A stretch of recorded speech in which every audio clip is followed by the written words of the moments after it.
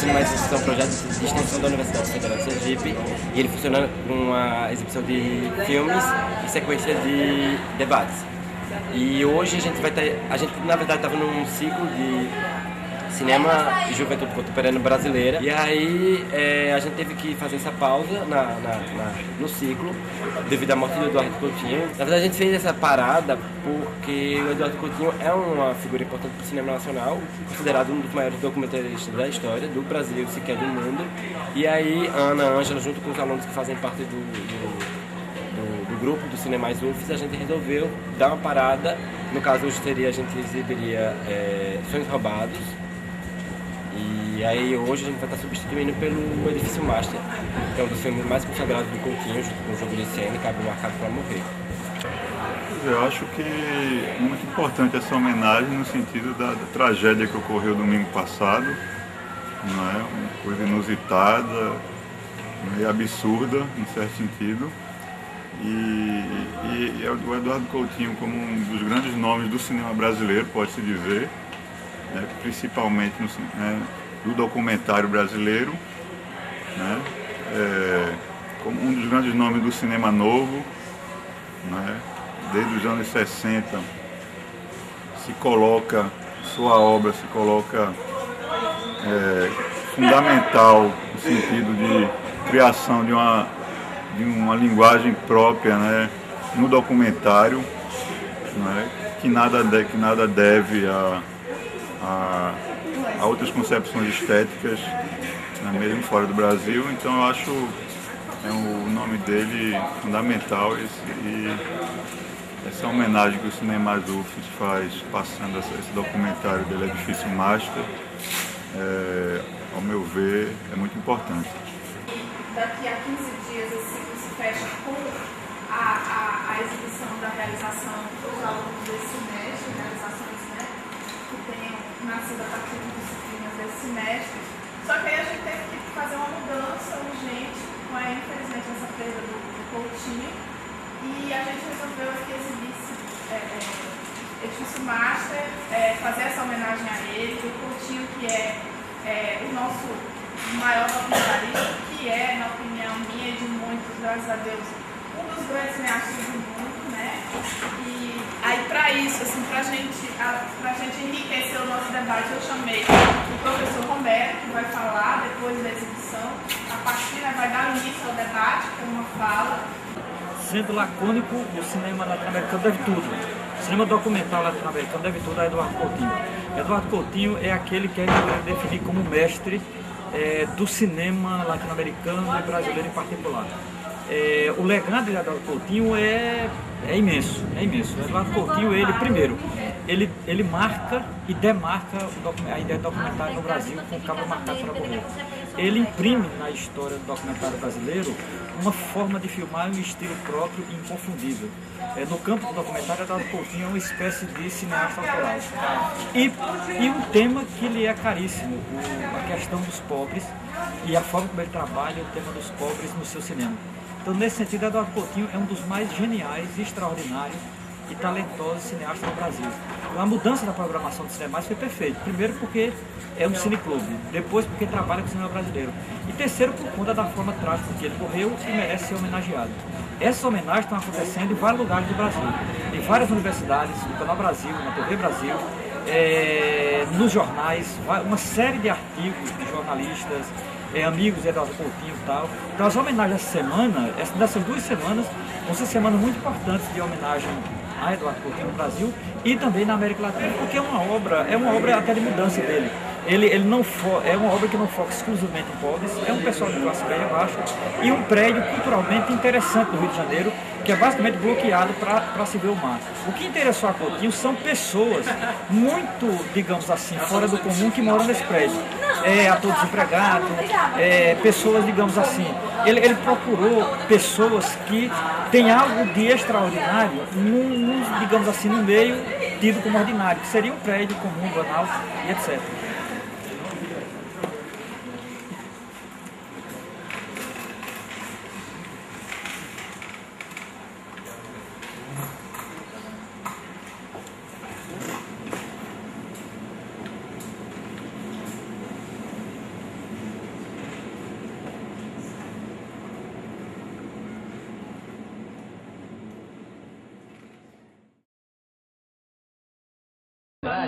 Pode chegar, pode ficar à vontade.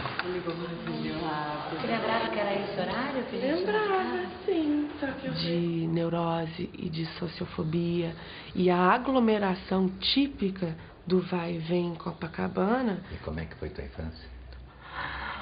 Eu não tive infância. Eu odiava isso aqui muito. E agora? Hoje é minha casa. O fato de eu estar morando na Zona Sul há 7 anos, algumas pessoas lá me discriminam. Sayonara, sayonara. Pô, irado, eu gosto de morar aqui. A poesia, ela não me dá dinheiro. No Márcio, há quantos anos no prédio? Aqui 13 anos. Mas eu ainda não sei o que eu quero ser.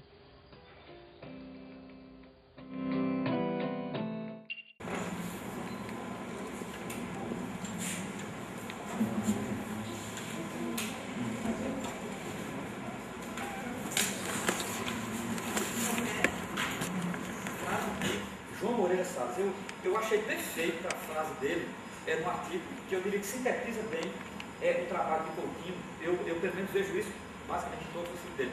Só tem um filme dele que eu não vi, que é um filme que ele fez, eu acho que é 94, 95, do Ceará, que é um filme sobre os Romeiros do Pacífico. Ele ficou um tempo em Juazeiro, fez o filme. Eu nunca vi esse filme. É um filme que está ligado ao Sesente, né? Que encomenda é sobre os beatos do Juazeiro. Eu nunca vi esse filme, não sei se alguém aqui já viu. É o único filme de Coutinho que eu nunca vi, nem sempre. É Os Beatos do Juazeiro. Ele fez esse filme logo após Boca do Lixo e tem um outro filme que ele tinha feito depois desse filme lá do Juazeiro do Ceará. Eu não vi. O restante eu vi. Então, a frase de Moreira Salles me contemplou muito. Ele diz assim, olha, ele vem comentando peões, ele começa contando uma história que é de um personagem chamado Geraldo, que está em Peões, que ele diz, é o personagem que de toda a obra de Coutinho, mais tocou Eduardo Coutinho, é o que ele chama do personagem que levou Coutinho ao fundo do poço. É aquele personagem último que aparece em Peões, vocês se lembram? Que é aquele personagem que agora ele está fazendo rico, está viajando, deixa família e tal. E Coutinho pergunta a ele sobre a questão Lula tinha ganho e tal, aquela coisa já. Ele é o último entrevistado, ele é entrevistado no dia que se sabe que não ia ganhar. Era uma crônica de uma morte anunciada, então já não tinha mais. E a preparação, inclusive, da festa, aquela coisa toda. E o Moreira Salles disse que o personagem tem um misto de alegria e melancolia. Então, pela condição dele, ele foi um daqueles que foi do ABC, da luta política, e ele hoje está numa situação difícil, porque ele tem um emprego, ele é daqueles que perdeu emprego, e pela idade não consegue mais arrumar emprego, e ele vive de bico, viajando, não sei para onde, etc. Não sei se quem viu Peões lembra desse personagem, é o último personagem. Então. E aí, a partir desse personagem, Moreira Salles lança essa frase. Ele diz assim, não seria exagero dizer que todo o cinema de Coutinho será tributário desse único plano, que jamais teria existido sem um encontro fortuito entre um diretor disposto a ouvir e um personagem que percebe ter diante de si alguém que deseja escutá-lo. Eu achei perfeito.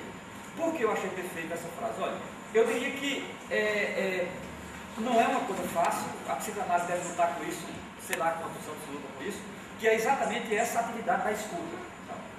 E a escuta no cinema é mais problemático ainda, porque eu creio que o diretor não precisasse tanto disso. Mas o tipo de documentário que Coutinho foi amadurecendo e desenvolvendo, ele percebeu que isso lhe era essencial. Porque esse procedimento pedagógico cinematográfico, ele era preponderante em relação, digamos assim, a escuta seria fundamental para que, digamos assim, Coutinho conseguisse retirar do outro aquilo que era fundamental para o seu cinema, sem, na verdade, atingir o outro e anulá-lo. Pô, isso é uma sacada. Você sabe como é o cinema normal? Sabe? Você filma, a câmera pega a mão, depois pega isso, né? Você pega um baile, tem aquele pandeiro que é transparente, tem um plano. E os planos inevitáveis, que em todo lugar estão, né? Então é o seguinte, o que a pessoa fala tem que aparecer. Então quando eu volto para com ele, às vezes, tem isso que é típico. A pessoa está fazendo, isso é pessoa do Cláudio. Não, porque não sei o que lá, fiquei desesperado, larguei a igreja, meu namorado largou, meu marido largou e tal, eu, inclusive tentei suicídio. E a câmera vai do outro, a câmera está aqui e vai para o lugar do suicídio. Eu falo, não vai! O que me interessa saber o sinal do suicídio? Eu tenho uma medida na perna, o câmera, vai lá. Então a minha greca, eu falei, não vai! Esquece! Entendeu? É muito comum assim, a pessoa, não, porque eu morei ali, e o câmera vai. quando ele pagou ali, não é nada, sabe? Nada, tem uma casa dele. Não vai. Eu quero a pessoa, não quero mais nada, entende? Se quiser, depois eu faço, mas não esqueça essa coisa. Então, essa regra budista tem que ter. E o fotógrafo ser diminuído. Imagina o Jimmy Lutz que voa com a câmera ficar parado. Ele morre, né? Então eu tenho, como uma câmera de vídeo, começou com 20 minutos, agora é 10 horas, a fita que eu usava antes era 20, 30 minutos, às vezes a câmera dormia no meio. Sério, porque no final eu avançava a pessoa e dizia, acabou a filmagem e tal. A pessoa gritava e eu continuava a filmar. Porque daí sai melhor. Você acaba de filmar que sai melhor. Sempre assim, antes de filmar melhor e depois. Eu não converso com a pessoa nunca antes. Pelo menos se tiver melhor eu não vou saber. Né? Quem sabe esse negócio, como eu já lhe disse, quando a pessoa disser isso para mim, tá ali, como já disse, um monte, quando, entende? Então, essa lição é a lição do seguinte: o que é a beleza? O que é o cinema? É uma arte da imagem. E uma imagem fica parada. Mas não, isso não é a beleza, isso não é o cinema. Cinema é a ação, cinema. Sabe essa coisa do Brasil? Então, o que as pessoas filmam nas outras é o seguinte: filma assim, bom, agora eu vou mudar o eixo. Daí, de repente, muda para uma câmera de perfil com teleobjetiva, porque tem um matinho no fundo da janela que é lindo e tal. Não, eu pergunto o seguinte: esse cara está interessado na pessoa? Se eu estou interessado na pessoa, porque se ele falar, não, aqui eu filmo de frente falando sobre a infância, aqui sobre a juventude, aqui sobre as desgraças, eu não sei, nunca eu sei o que vai ter. Então, não há motivo, o eixo é sempre o mesmo. Uma coisa que sempre me cativou em Coutinho, aí é uma coisa muito pessoal, mas é óbvio, não é também um mistério, não, que é o lugar por debaixo do filme de Eduardo Coutinho. Eu diria que Eduardo Coutinho é um cineasta extraordinário para trabalhar com os de baixo. Coutinho faz uma coisa que, para mim, é o maior desafio para quem trabalha com pobre. Eu sempre digo isso: Coutinho filma pobre sem ser populista.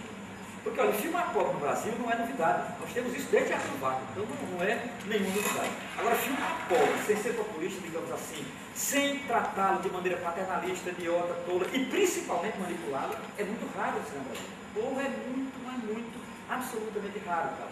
E Eduardo Coutinho, ele tem essa capacidade fora do comum.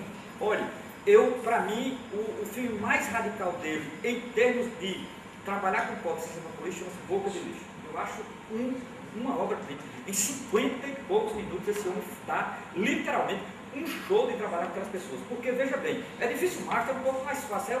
É uma classe média, de certa forma, decadente. Pô, Boca de Lixo é as pessoas que estão, digamos assim, no fim do mundo. Imagina um lixão daquele, isolado, aquela situação de miséria, aquela forma como ele filma, no começo aquele impacto do menino, porra, tá filmando aí por quê? Filma a nossa cara e tal. Aquele impacto de ser mal recebido, inclusive. E aos poucos ele vai, digamos assim, entrando naquela vida, numa vida que a rigor se confunde com o lixo no primeiro momento, que é uma vida miserável, uma vida dura, difícil e tal. E o filme não dissimula isso, em nenhum momento dissimula, até na música, porque não tem música o filme, todo o som é interno ao lixão, que é tudo tirado lá. O Tim Rescala fez tudo tirado de lá. Então nada para Coutinho ali seria artificial, superficial e tal. Mas foi uma coisa pensada, é um caso pensado. E ele vai entrando na vida das pessoas e digamos assim, como é que o homem descobre pessoas numa situação tão miserável, tão absurda, tão cruel, e no período, inclusive, o seguinte, não só para o lixão, mas um período ruim para o Brasil. Porque há um momento no filme que era anunciado, isso era um período de Collor. Collor é a figura mais nefasta que esse país já teve. Nefasta. Para quem gosta de cinema, para quem é de cinema, deveria odiar Collor. Se é uma pessoa que tem vontade de matar, é Collor.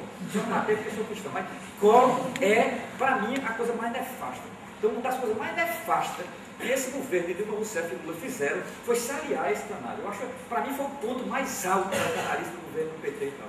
Mais alto. Porque se aliás, esse cara é nefasto, é uma figura arrogante, idiota, é o que tem de pior que Alagoas já criou, mesmo aquele lixo não sendo Alagoas, mas assim, aquele cara é responsável pela metade da desgraça de Alagoas, ele e a família nefasta dele.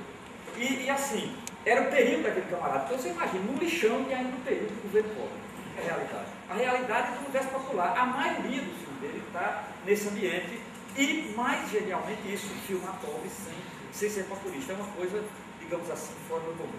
E por último, para fechar mesmo, a abertura que Eduardo Coutinho tem para o imponderável. Eu diria, eu tenho a impressão, nunca tive a chance de perguntar isso a ele, mas confio vendo o filme dele. Que é o seguinte, olha, se eu fosse tratar de uma cadeira, de uma mesa, se eu fosse voltar do Bourbon francês, eu, na verdade, não precisaria disso. Porque, na verdade, não há imponderável naquilo que é como uma reta euclidiana. Mas como viver não é uma reta euclidiana, o que é que Coutinho faz? Ele desconfia que com gente a coisa é diferente. Isso significa dizer, por mais que eu racionalize, por mais que eu planeje, por mais que eu me oriente, eu tenho que deixar uma vaguinha, deixar uma brechinha, deixar uma coisinha de nada para a possibilidade de acontecer aquilo que eu não tinha previsto. Pô, isso é uma sacada extraordinária. Eu diria, aí não é apenas um grande cineasta. Eu diria que Coutinho é um grande humanista. Isso é extraordinário, um grande humanista. Significa dizer, o Brasil perdeu um grande humanista, que é raro num país como esse, digamos assim, eu diria no sentido sartiano, um humanista radical. No sentido de que há algo que vai, digamos assim, que sempre vai estar aquém ou além, que vai sobrar em relação àquilo que é humano. Há algo que vai, digamos assim, e quem se destina a fazer documentário, quem se destina a filmar gente, é como se Coutinho dissesse, se prepare, deixe, digamos assim, esse cantinho, deixe essa pequena reserva, deixe essa possibilidade para o imponderável agir. Eu não sei se Coutinho era religioso, talvez era, não sei se era, mas digamos assim, os seus filmes abrigam uma dimensão religiosa extraordinária. Primeiro, ele ficou muito coisa religiosa. Basta ver Padre Cícero, Santo Forte, Candomblé, Umbanda, cristianismo, etc, etc e tal. Porque talvez daqui a 200 anos alguém descubra isso, talvez continue numa geração, como continuou. Você percebe que João Moreira Salles incorporou isso mesmo, digamos assim, recebeu esse cavalo mesmo e tocou para frente o negócio. Então, é perceptível no filme dele. Claro que não com a grandeza do Coutinho, mas já tem um discípulo que vai tocar o lado para frente, ser notório, na escrita, no estilo dele e tal. Mas isso, claro, não é de uma pessoa só, não é de um discípulo só. Eu diria que isso pode passar de geração, isso pode contaminar uma certa juventude, isso pode, digamos assim, ir reformulando muita coisa, né, em quem trabalha com cinema, de certa forma, tocando para frente uma perspectiva de fazer cinema, que é uma perspectiva que, no mundo como o nosso, eu acho que tem um valor preponderante, digamos assim. Um valor político, um valor humano, para o mundo acadêmico nosso, acho que tem um valor muito grande também. É muito difícil, né, digamos assim, a vida acadêmica cada vez mais pior, inclusive, dessa coisa meio louca, né, de academicismo, esses órgãos de fomento, que é mais tormento do que fomento, essa coisa toda. Só parece. E aí, nesse sentido, eu acho que o Coutinho, para tudo que for, ele digamos assim, nos dá uma. É como, eu não sei se vocês já viram, para terminar mesmo, uma vez eu vi capela, era como se fosse um jabuti, aí tinha uma luz vermelha dentro, que era um sacrário na forma do jabuti. Então, como aquelas coisas do jabuti eram abertas, a luz, quando fazia foco na noite, ela ficava como se fosse uma luz negra, focava para tudo que é lado e tal. Eu acho que essa, para mim, é uma grande imagem do Coutinho. Digamos, é uma luz que, à medida em que ela é prensada por vários espaços, ela vai tocando para cada lado e pode ir tocando as pessoas. E aí, em seguida, depois da exibição excepcional do Cinemais Ufos com do Eduardo Coutinho, a gente vai estar voltando com a programação normal do ciclo de juventude.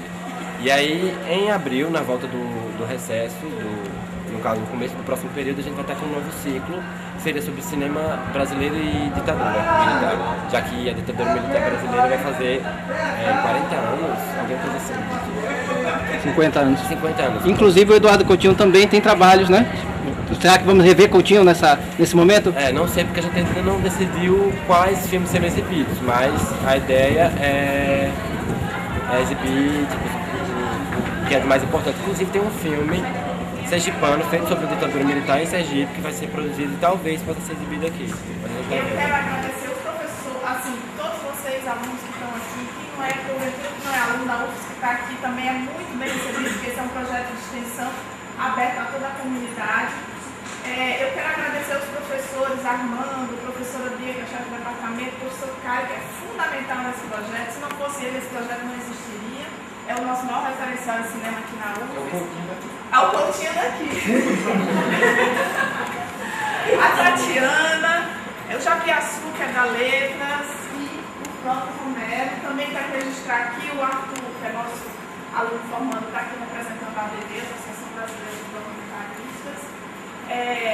Esperar que esse momento seja extremamente prazeroso para todos nós, né? Embora o motivo seja triste, que seja lá onde esteja Coutinho, ele vai estar feliz. Se a gente ficar feliz com a obra